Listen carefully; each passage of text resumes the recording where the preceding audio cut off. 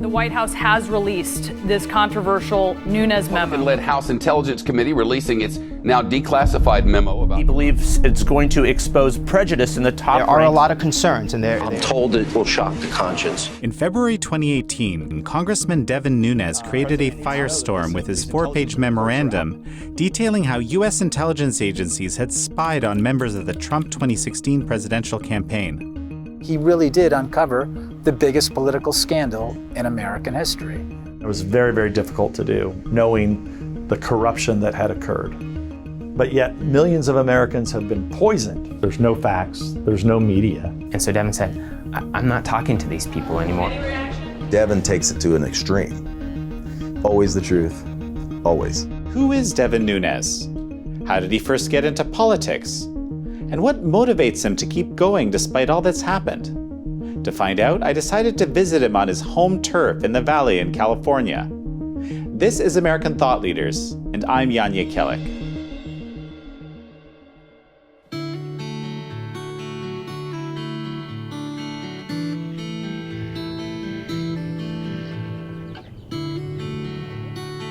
You're in the central southern San Joaquin Valley, which happens to be the most productive land in the world.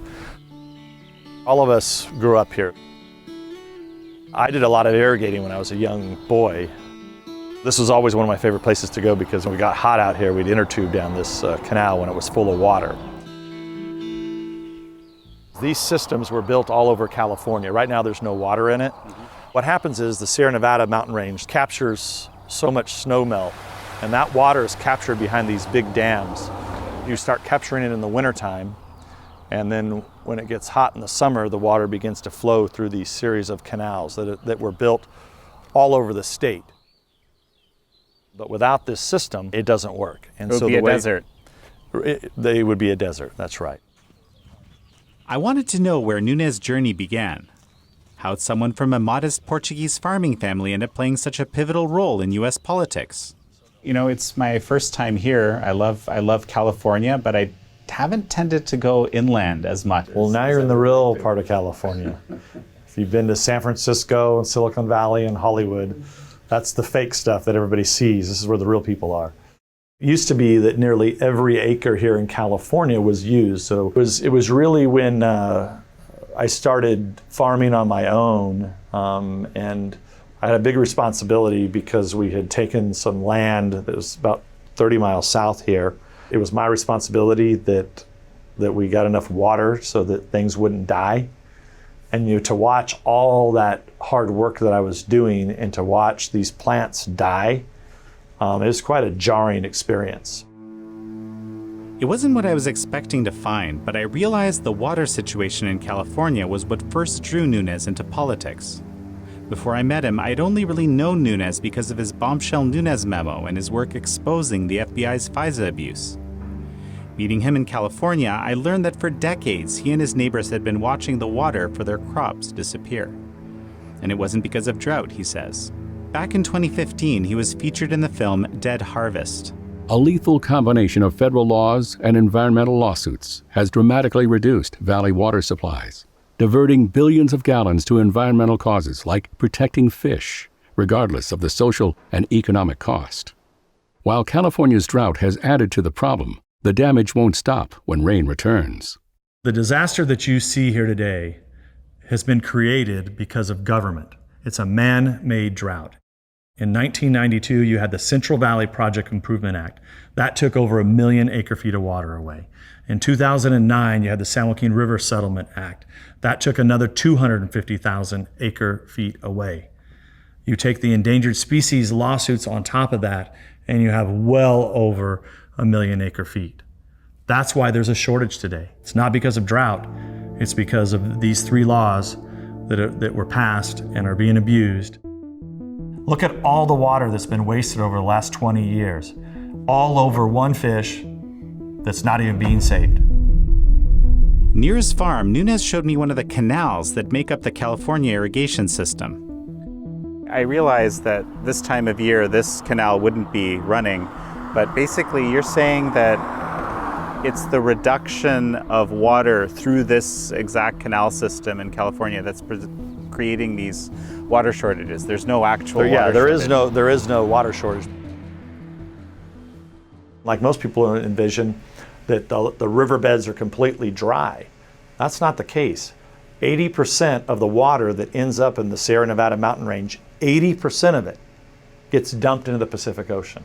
Today, if you let 75% of the water go to the ocean, every acre in this state could be farmed and everybody could have a green lawn in the state of California. To Nunes, it didn't make sense for the production of food and the well-being of his community to play second fiddle to environmental concerns, especially when the relevant science was contested. It's all politics, power, and money. And it's all, at the end of the day, you can use whatever term you want, but it's about socialism, communism, totalitarianism, fascism. All of those isms are about people that want to hold and control power.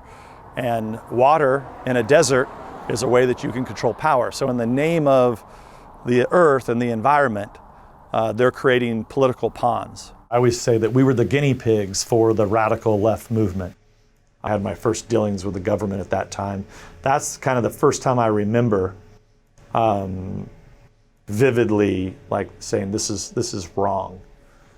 And seeing that we were trying to do everything we could to get water as crops were drying up.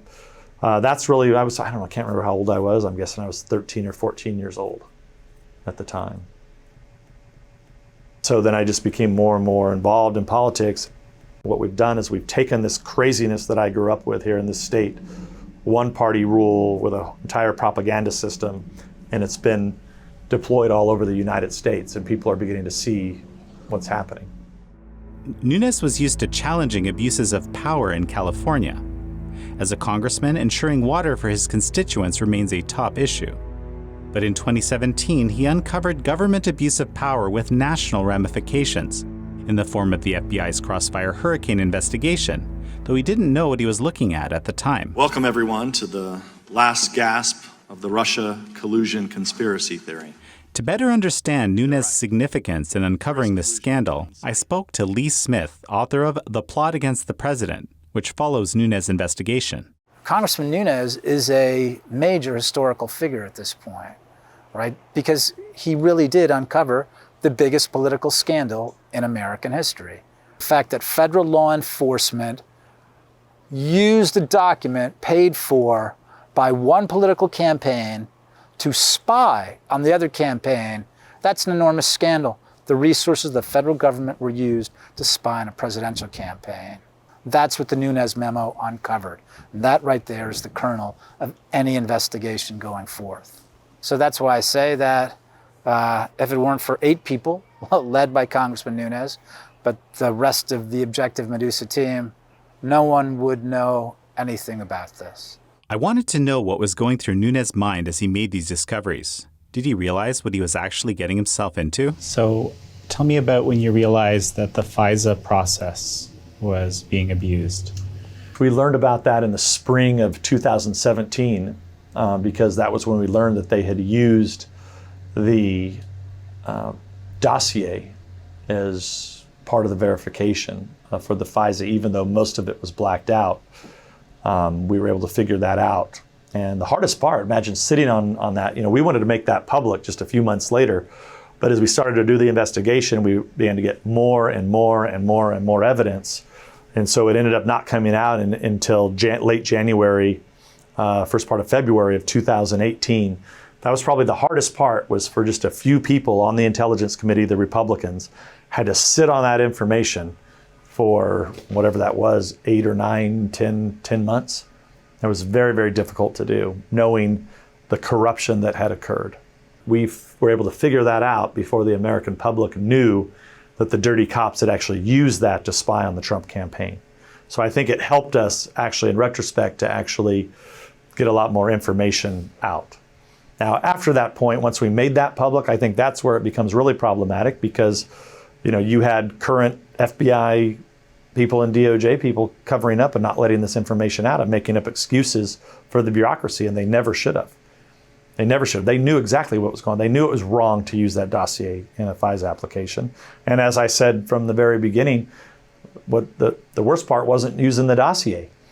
What was worse than that was actually using dollars to go and spy on the Trump campaign before they even had a FISA. And when they were running informants into people like George Papadopoulos and Carter Page, that's even worse than using the dossier, in my opinion. I want to take you back to this moment where you were, discovering the unmaskings. And this is, you didn't, I think presumably at that time, you really had no idea of the extent of what was happening. But I would guess there's some moment where you basically, it dawned on you that something really, really odd and disturbing was happening. Can you tell me about that?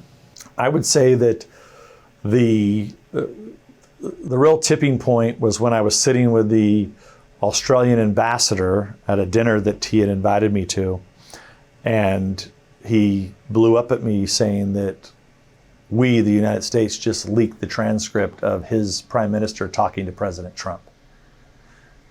And I said, no, that can't be us. And then I realized, whoa, that's us. And then, of course, you had the Flynn transcript, the Mexican president transcript leak out of our president, talking to foreign leaders, which, that should have sent, every FBI agent should have been sent out looking for who was leaking these transcripts. But yet they didn't do it. You know why? Because they were in on it. While I was researching Nunes, I was surprised to discover that prior to 2016, he had had a relatively constructive working relationship with then-ranking member Adam Schiff and congressional Democrats on the House Intelligence Committee. How could things have changed so drastically? Traditionally, this is kind of the saying has been that once we get to our nation's shores, that everything should be bipartisan, and even if it's not, we at least want to put on a veneer that we're speaking with one voice. As when we leave the borders of our nation, and that clearly stopped. And it started to stop during the Iraq War, when that got real politicized. People forget about that time period. There was a lot of vicious attacks on George W. Bush, look a lot like the attacks on President Trump now. But when you fast forward, they learned a lot during that time when they started these super PACs that were developed to essentially, it wasn't about, they just thought that John Kerry was going to beat George W. Bush. And that was when I think things really went awry and they saw, hey, we can politicize intelligence to get what we want. And then later I watched it because they politicized when ISIS, CENTCOM had totally politicized the intelligence there. And that was totally misread. Part of the reason why General Flynn was fired because, he told the Obama administration, look, you can't just leave here. And don't forget, the Obama administration wanted to do a deal with Iran. So Obama administration started to politicize intelligence, but at least at the congressional level, we still managed to maintain, we may argue behind closed doors, but at least we had that veneer. When we went overseas, we spoke with quasi one voice. But after Donald Trump was elected, that went completely, was thrown overboard, and it turned into the Intelligence Committees turned into the Impeachment Committee. It's a joke. It's an absolute joke. For Nunes, one thing he really can't bear is perceived unfairness. More than just unfairly, this is third world stuff that happened here. Being able to corrupt the intelligence agencies so much that you can just build a fake news narrative and feed it into an intelligence agency, in this case the FBI and the Department of Justice, and effectively spy on the campaign and try to dirty them up with zero evidence. They destroyed hundreds of people's lives.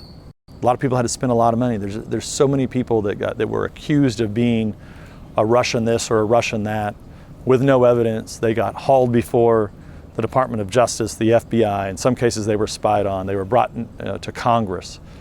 Think about that. Think about how many people's lives have been ruined. Everybody knows, General Flynn, that's an obvious one. But how about Carter Page or George Papadopoulos? And to be spied on by their own government, it's outrageous, and people ought to be pissed off about it. But they're not, because they don't know the truth. To dig deeper into Nunes' personality, I spoke with his first chief of staff, Johnny Amaral. Also Nunes' childhood friend, Amaral had worked with him for over 13 years. One of the guiding philosophies in the Nunes operation is you tell the truth always.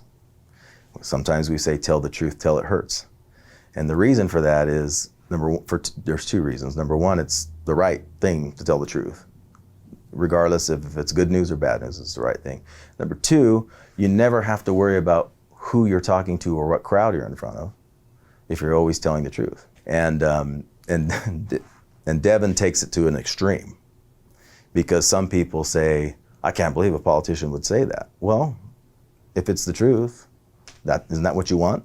Always the truth, always. Never deviate. This emphasis on the truth probably also explains Nunes' strong position against big tech censorship, or how tech giants curate the information we see.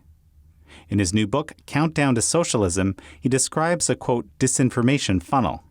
The key that's in my book that I want people to understand is real simple, and that is that these tech oligarchs, these huge tech companies, are being run by a bunch of left-wingers. They're actually stopping the people around the globe from even seeing anything that I'm putting out. And this is all a plan, right? It wasn't enough just to control the propaganda arm in the mainstream media. They also needed to create this funnel. It's this disinformation funnel. Nunes writes, America needs a free, diverse press. We need the vital information and debate the media is supposed to provide in order to make decisions about our country. Instead, we have the fake news complex feeding its products directly into our information ecosystem via the social media giants, especially Google, YouTube, Twitter, Facebook, and Instagram. I realized it wasn't just Devin Nunes. What he has been through mirrors the experiences of many. We live in an age of filtered reality. Screened out by the filter is a population of Americans who feel their voices have been muted by biased tech giant arbiters. What's happening is when people pick up these phones, they're being funneled directly into their eyeballs and into their brains exactly what the left wants them to see. And so when we ask why is Donald Trump at 55 or at 45% approval rating, it's because 55% of American people are cut off of any information because their eyeballs are glued to these phones that are being controlled by the social media companies. If you're a Republican and conservative, especially since Trump, you are being censored on a daily basis. Millions of Americans have been poisoned, and poisoned so much so they're, like we talked about, they're tearing down statues and rioting and burning churches, and now we're talking about defunding the police. When I was reading Countdown to Socialism, I was surprised how much of the book focused on critiquing media bias and big tech. Given its title, I had assumed it would focus more on the dangers of socialist-leaning policy. But after I reflected on it more, I understood. In Nunes' mind, there would never have been a lurch toward more radical left policies if it weren't for the media and big tech. We are on a countdown to socialism throughout history. That's what they do, is they control the intelligence agencies and they kill off the other party. They corrupt the voting system so that they control the vote, so that they make sure that they always win. That's exactly what they're doing. They lust for power so badly that they're willing to destroy entire institutions, whether it be the FBI, DOJ, or politicizing all the IC intelligence community elements. It's really sad to watch that happen. Living in a true free democracy, you cannot politicize law enforcement, and they did it. They did that, all because they wanted power. And you could say, was that Obama? Probably. Was it Clinton? Probably also. Really bad actors who have really now created an animal that they can't control, all at a time when, for God's sakes, if you would have told me we're pulling down statues of George Washington, of Frederick Douglass, of Abraham Lincoln. You even had the genius mayor of Washington, D.C. say that something about removing the Washington Monument and the Jefferson Memorial. And we're on a real precipice of, now where you have the former Hillary Clinton, who lost, is now out telling Joe Biden, if he loses, don't concede the election. That's where we come to. This is serious, serious stuff. Because of a lot of false reporting about him, Nunes and his family have been harassed, threatened, and followed. Nunes first told me about it when I interviewed him in October of last year. What has been the toll on your family and your friends and so forth? It just sounded like a... Well, look, the death threats go a little far, right? but we've managed to deal with that. The capital lease are pretty good when those come about. But look, that's kind of all of the swamp here is deteriorated into that, right? It's just down to there's no facts, there's no media, right? For the most part. You're one of the few people that I do interviews with, right?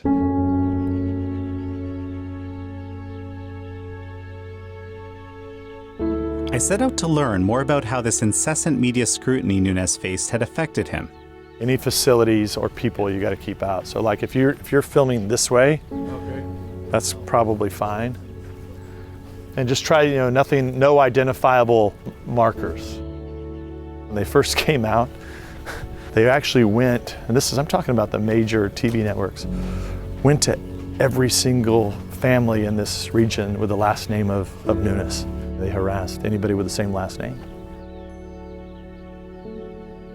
I'd followed the news about Nunes closely since he first became a household name in 2017, but the denigration and ridicule he and his family experienced was far greater than I'd imagined. The last 4 years, you've been painted as a kind of, I don't know if say Russian agent or something. Something. Good segue. Something of this nature. I understand someone actually put up a large billboard near your home of you in a Russian uniform. Yeah, well, they put it up all over. They came into my congressional district with anonymous money. Nobody knows where it came from, and they put billboards up all over. It's kind of laughable because nobody knew what the hell they were talking about because they wrote it like in Russian. That somehow I was a Russian agent and a Russian traitor. And the truth has never come out that, hey, it wasn't Trump and the Republicans that were colluding with Russians. It was the Democrats who were colluding with Russians. It's clear, it's obvious. There's, from the Horowitz report to our report to what the Durham investigation is showing, it's clear what happened here. Ironically, Congressman Nunes' record shows that he's a Russia hawk. Back in March of 2016, Nunes appeared on CNN and criticized the U.S. for misjudging Vladimir Putin. The biggest intelligence failure that we've had since 9/11 has been the inability to predict the leadership plans and intentions of the Putin regime in Russia. Clearly, after the invasion of Crimea, that should have been a red line. To learn more about what it was like working for Nunes during this contentious time, I spoke with his staff. I've never done an on-camera interview. We're rolling. So I told you 10 years I've never been in front of a camera, and so fast forward 2 and I'm in front of a camera. So. Anthony worked as Nunes' chief of staff for 5 years, and he agreed to share how it all started. I remember getting a call from Devin saying, I'm going to the White House to brief Trump on some things. And that's when everything changed. And so what that meant, it went from business as usual to the center of the universe and all the media attention, and the left's attention was on Devin and what these secrets were, right? And so it was interesting because when there's a lack of information, I learned the press makes up information, right? They start to guess, and then the others start to report on the guesses, and then it becomes, did that actually happen? I don't even know. You realize that what was being reported in those stories, that they were all connected and orchestrated. So on the constituent service side back here in the district, right, the calls we started to get were weird. We'd get several calls about random issues, whatever was on the news, but then they started being hateful. And then there started to be a lot from out of the district and from all over the country. What made you think it was these, angry phone calls were orchestrated? So I would say we started to recognize patterns, right? It started to be a lot of the same things said, and eventually as enough time went by, you started to see the same number show up or different numbers, same voice. On the other side of it, so when I was here in the district, I would say very rarely in Devin's career was there a protest on this bill, or they demanded a meeting for this bill, and we obliged them because they were constituents, right? You can hold signs and protest, that's your right. But what we noticed was that these were people that looked like they were from out of the area, and then they started being the same regular people every week. And so we started to wonder, how do these people protest this often?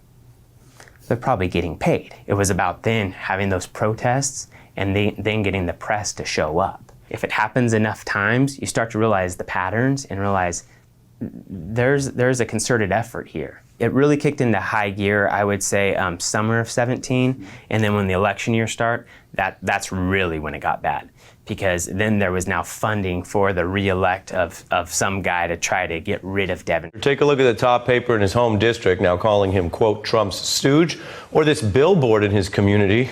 Pretty graphic there. You've been a good boy, Devin, suggesting he is under Trump and Putin's control. That billboard paid for by this man, Andrew Jance's campaign. He is a Democrat running against Nunes. He's Congressman Devin Nunes. Devin Nunes has been under fire. A firestorm of criticism about how he handled classified materials. Controversy and questions. Even some members of his own party now wondering if he can truly lead an independent investigation into Russian meddling. The Russia cloud. And so it was to the tune at the end that I think $11 million was spent against Devin on what's normally a sleepy campaign where we would work hard, put up signs, knock on doors, do the normal thing, and out of nowhere, some B-level, C-level Hollywood actors show up as Putin and put on a skit in front of our office. It's really far out weird things that we weren't used to in the district, right? We've never seen that before. You begin to see these patterns, you know, when they run a story and then that story turns into 24 stories, and the next thing you know, they're harassing your family. And what did my, grandmother, who's almost 101, what did she do to deserve that? Have people go and knock on her door. What did all my family? They didn't deserve any of this. Considering the attacks, it became apparent how loyal Congressman Nunes' staff are to him. Most started as interns and then worked in his office for many years, instead of frequently changing offices, which is more typical on the Hill. Devin breeds a loyalty in people that he surrounds himself with. Honestly, it's probably because he's loyal to them, and I know Devin would do anything for me. When Congressman Nunes first ran for office, he asked his childhood friend Johnny to lead the campaign. And after he was elected, he brought Johnny with him to D.C. to be his chief of staff. Turns out this is relatively uncommon. Usually new congressional members hire D.C. insiders into key positions, people knowledgeable in the ins and outs of political life in Washington. This is an interesting story about the management structure that Johnny and Devin had in place throughout the career. So they always said, in critical positions, if you're thinking of moving on, good for you and we're happy for you, let us know before. Don't give us 2 weeks notice. We'll even help put a good word in for you. And so when I left after being Devin's chief, Devin and I discussed it a year before I left. While I was in California, Congressman Nunes invited me to a dinner at his home with his family and senior staff. Unlike many politicians I've come to know, his public and private selves turned out to be quite similar. When I asked people in his orbit about his character, everyone agreed on one thing: he's a stubborn one. Here's the big thing about him. Everyone likes to win, right? Almost everyone likes to win, right? The amount of people who like to fight or who don't mind fighting to win, that's rare. There are very few people like that. Now, I'm not saying he likes to pick a fight. He likes to go off and get in trouble, because that's not true at all. What I'm saying is if they come after him, he'll fight back. And he likes it. He just thinks that's part of the thing. To get something important done, that's something you have to do. Given everything he had been through, I was curious if Nunes ever regretted his choices. Has anyone ever recommended that you stand down with what you're doing? Well, I think the left, obviously has wanted me to stand down. But I have great support across the country. And the few media companies that I do talk to, like you, and I think that's, I have a lot of respect for the few companies that are out there who are willing to stand up and do the right thing. So at least there was a few people, a few institutions, journalists that were actually doing the work and knew that something had really gone awry here. Did you ever think that this was just all too much? No, because the more that they attacked, the more that I knew whatever they must have been doing must have been really bad, because I had to be right over the target, because the amount of money and time that they were spending on me didn't even match what I knew at the time. I found it somewhat difficult to wrap my head around his dogged personality, so I actually asked him the same question again the next day. How do you keep going in this environment? Look, you don't really stop to, maybe someday I'll stop to think about it, but right now we're still in this fight. So I appreciate your question, but I just can't answer it today, because there's no time for self-reflection to sit back and say, well, should we have done something differently? Should we have not have? Because the criminals are fleeing from the scene. They're trying to get away. And it's up to me and our team on the House Intelligence Committee to continue to hold these guys accountable and make sure they pay the price so that we can get this country back on the right track. Unlike many congressional members who move with their families to the greater D.C. area after they're elected, Nunes was always sure he wanted to keep his true home in Tulare County.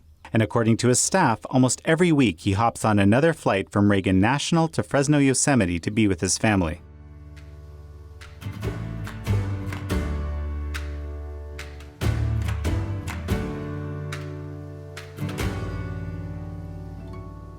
You've met my wife and children. They're a lot of fun. They're at a fun age right now, despite what they've had to endure. But that always keeps you grounded, with that solid family structure, a lot like how I grew up in this area here. Sierra Nevadas. So there's a lot of the cities here in the valley. One of the things they've done is they have a lot of murals. There's a couple cities that have a bunch of them, smaller cities. Right.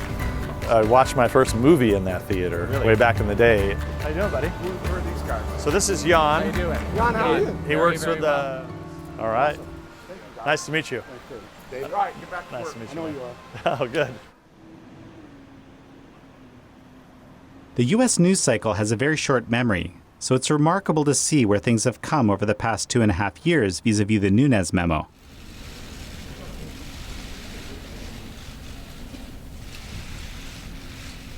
We found, and as we outline here, are deeply concerned that so many basic and fundamental errors were made by 3 separate hand-picked investigative teams on one of the most sensitive FBI investigations after the matter had been briefed to the highest levels within the FBI. That leaves an open question as to what the FBI or the Attorney General will find with these referrals. There are significant serious failures here on the operation of the, particularly in connection with the FISAs, whether it was sheer gross incompetence that led to this versus intentional misconduct and what the motivate and anything in between.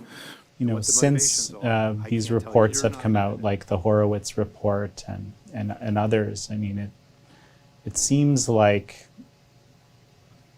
what you wrote in the Nunes, what's called the Nunes memo, has turned out to be accurate. Yeah. Where there was a lot of debate about that. Actually, it was, well, we knew it was accurate. There was only debate by the corrupt media who was in on it. Okay, you have to remember, the media was in on this dating back to all through 2016 because they were receiving the dossier. So they were in on this from the beginning. So, when we put out, the only thing we did wrong in the Nunes memo is, we were just very clear and concise, and we should have put a hell of a lot more in there in retrospect. But we just wanted to make sure that everything we had was dead on accurate. And so that's why we kept it so short. In fact, we had taken some things out just because we didn't have it 2 or 3 sources, which is what we wanted to have for everything that we said. To seek recourse, Nunes has turned to the judiciary. He has launched a series of defamation lawsuits against his detractors, so far with limited success. I'm left with no other option but to hope that the judicial branch of government, that third branch, steps in and stops the madness. Because what's happened to me has happened to many, many others, just not to the degree. And so, I thankfully have the ability to bring these cases and hope that these judges will begin to do the right thing. It's not okay to just make something up about your neighbor. That's not okay. Look, I can sit here and just type stuff in on social media and make stuff. I got millions and millions of followers across all of my platforms. So should I just sit here and I don't like this guy today. Let me just talk about, maybe I think he was with underage prostitutes, possibly. Should that be okay for me to say? It's not okay. And these courts know it, and these courts need to enforce the laws. In the midst of uncovering this major scandal, Nunes has continued to fight to secure more water for the San Joaquin Valley. This year, he says he's finally seen progress. It's the first water we've actually gotten back in my lifetime. And what really made this possible was President Trump getting elected. He came out here a couple times and he saw it for himself, and he didn't understand Why was that side of the road green and lush and the other side of the road dry? I would probably say the most memorable moment working for Devin was getting to join him as Trump signed the California Water Memorandum that he did. I've worked on California water for Devin since the very first bill that he introduced. And so to see that come to fruition with the President of the United States weighing in on California water to our benefit, not to our detriment, but to our benefit, was a huge moment for me. My whole entire life, we've been giving away water. We got a little bit of that clawed back. And guess what happened the day after? The Democrats in Sacramento, led by Governor Newsom, sued the Trump administration to stop this science from being implemented. There's something about Nunes' tenacious, no-frills personality that separates him from other politicians. The Nunes memo has taken its place in history as the official document exposing FISA abuse that allowed the FBI to spy on the Trump campaign and presidency. And U.S. Attorney John Durham is continuing his investigation into the origins of this crossfire hurricane surveillance. Devin Nunes' warnings about big tech now seem prescient, as Twitter and Facebook have taken unprecedented steps to censor politically sensitive materials published by the New York Post, one of America's oldest newspapers. For a large swath of Americans, Nunes reflects their fears about the spread of communism in America. And that's something that resonated with me as well. As the son of Poles who fled communism in the 1970s, I've been surprised to see the shadows of that same ideology in America today. We have to decide in this country, is it going to be okay to just, yell from in a crowded theater, fire, when there's not a fire? Is it okay to just accuse people of federal crimes, of being a traitor, and all the things that they've done to me and my family? Is that going to be allowed in this country? I hope that we get to a point where the American people see that this lurch that we've made towards socialism and communism gets you to a very dark place. And I hope that the message that I've brought, being growing up here in California, watching this state turn into a socialist nightmare, that I'm kind of the canary in the coal mine that's spreading out this information to the American people, that hopefully it won't be too late.